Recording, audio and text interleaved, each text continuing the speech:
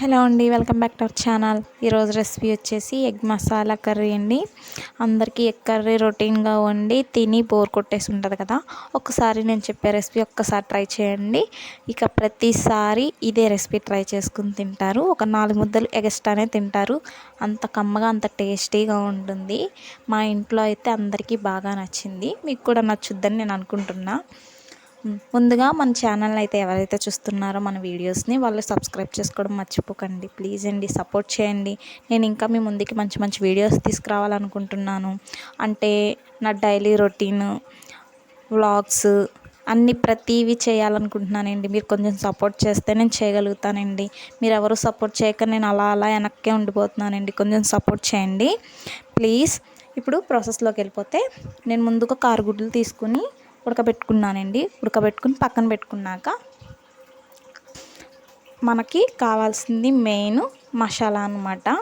అది ఎలా చేసుకోవాలో చూపిస్తున్నా. ఒక మిక్సీ గిన్నె తీసుకొని చిన్న అల్లం ముక్క, 4 వెల్లుల్లి రబ్బలు, 1 స్పూన్ ధనియాలు, 1 స్పూన్ జీలకర్ర, 1 స్పూన్ గసగసాలు మెత్తగా గ్రైండ్ చేసుకుని పక్కన పెట్టుకోవాలి. ఇప్పుడు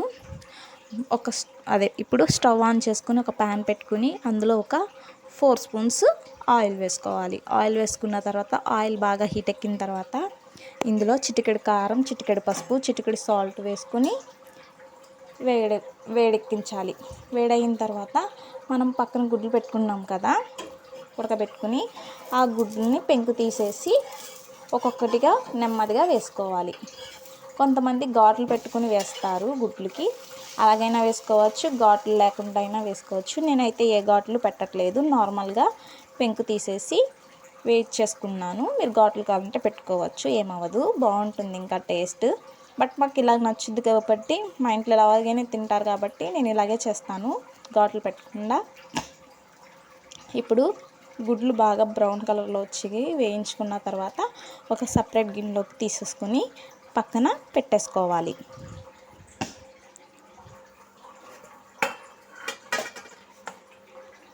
ఇలా పక్కకు పెట్టుకున్న తర్వాత అదే ప్యాన్లో ఆయిల్ ఉంటుంది కాబట్టి ఇంకా ఆయిల్ ఏం వేసుకోక్కర్లేదు, సరిపోతుంది. ఒకవేళ ఆయిల్ తక్కువగా ఉంటే కనుక కొంచెం 1 స్పూను ఆయిల్ వేసుకోవచ్చు, ఏం పర్వాలేదు. ఇప్పుడు ఆ ఆయిల్ వేడిలో ఉంది కాబట్టి, వేడెక్కింది కాబట్టి ఇందులో 1 స్పూను జీలకర్ర వేసుకోవాలి. జీలకర్ర వేసుకున్న తర్వాత 2 బిర్యానీ ఆకులు చిన్న ముక్కల కింద వేసుకొని వేయించుకోవాలి. వేయించుకున్న తర్వాత 1 కప్పు ఉల్లిపాయ ముక్కలు కోసుకుని నేను పక్కన ముందుగానే పెట్టుకున్నాను. ఒక 2 పచ్చిమిరపకాయలు కూడా చీల్చి అందులో వేసుకోవాలి.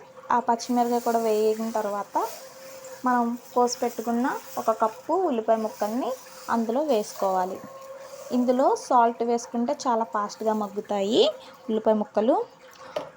మనం మూత పెట్టుకున్నా కూడా చాలా ఫాస్ట్గా మగ్గుతాయి. ఈ ఉల్లిపాయలు బాగా మగ్గిన తర్వాత ఇందులో మనం చేసి పెట్టుకున్నాం కదా పక్కన సపరేట్గా అల్లం వెల్లుల్లి జీలకర్ర ధనియాల పేస్ట్, ఆ పేస్ట్ ఒక 2 స్పూన్స్ ఆ ఉల్లిపాయల్లో వేసుకొని వేయించుకోవాలి పచ్చివాసన పోయేంత వరకు.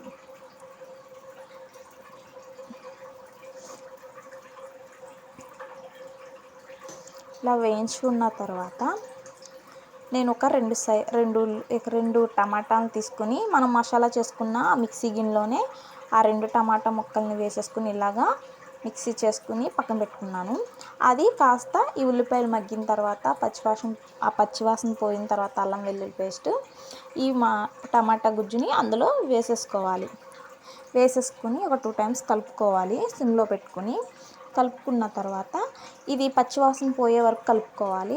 అది పచ్చివాసన పోయిందని మనకి ఎలా తెలుస్తుందంటే పైన ఆయిల్ తేలుతూ ఉంటుంది, అప్పుడు మనకి తెలిసిపోతుంది ఆటోమేటిక్గా టమాటా గుజ్జు కూడా బాగా మగ్గినట్టు తెలుస్తుంది.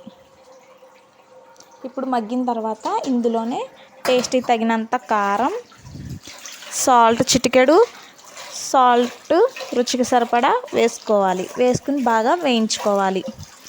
వేయించుకున్న తర్వాత ఈ మసాలా గిన్నె ఉంది కదా, మిక్సీ గిన్నె మనం టమాటా గుజ్జు చేసుకున్నాం కదా, ఆ గిన్నెలో కొంచెం నేను వాటర్ వేసుకుని అది మసాలా మొత్తం ఇందులో వేసుకున్నాను. మీరు కూడా అలా వేసుకోవచ్చు. లేదంటే లేదు. నేను అలా వేసుకున్నాను. వేసుకున్న తర్వాత నాకు ఒక చిన్న గ్లాస్ వాటర్ వేసుకున్నాను నేను. వేసుకుని బాగా కలుపుకోవాలి. ఒక 10 మినిట్స్ కలుపుకున్నాక కర్రీ కొంచెం దగ్గరికి పడుతుంది. దగ్గరికి పడుతున్నప్పుడు మనం పక్కన పెట్టుకున్నాం కదా, ఆ గుడ్లని మూత తీసి ఈ కర్రీలో వేసేసుకోవాలి. అంతేనండి, సింపుల్గా చేసేయచ్చు. ఆ గుడ్లు కాస్త వేసేసిన తర్వాత మన ఇష్టం, కావాలంటే గరం మసాలా అవి వేసుకోవచ్చు, లేకపోతే లేదు. నేనైతే ఏం వేయలేదు. ఇలా సింపుల్గానే చాలా టేస్టీగా ఉంటుంది కాబట్టి నేను ఏం వేయట్లేదు. మీరు కావాలంటే గరం మసాలా, జీలకర్ర పొడి అన్నీ వేసుకోవచ్చు, ఏం కాదు. ఈ కాస్త కర్రీ కొంచెం దగ్గరికి అయిన తర్వాత కొత్తిమీర వేసుకుని గార్నిష్ చేసుకుని స్టవ్ ఆఫ్ చేసేసుకుంటే కర్రీ అయిపోతుందండి. చూసారు కదా, చాలా సింపుల్ అండి. ఒక్కసారి ఇలా ట్రై చేయండి. ఇంకా ప్రతిసారి మీ ఇంట్లో ఎగ్ కర్రీ ఇలాగే చేసుకుంటారు. ఇది ఎందులోకైనా బాగానే ఉంటుంది. అంటే బిర్యానీలో కానీ, చపాతీ కానీ, ఇలా టిఫిన్స్లోకైనా వేసుకుని తినేయచ్చండి. ఏం పర్వాలేదు, అంత బాగుంటుంది. మాకైతే బాగా నచ్చింది. మీకు కూడా నచ్చుద్దని నేను అనుకుంటున్నా. ఒకసారి ట్రై చేయండి. ఎలా వచ్చిందో నాకు కామెంట్ చేయండి. మీ ముందుకి ఇంకా మంచి మంచి వీడియోస్ తీసుకొస్తానండి. నన్ను ఇలాగే సపోర్ట్ చేస్తారని నేను మనస్ఫూర్తిగా కోరుకుంటున్నాను.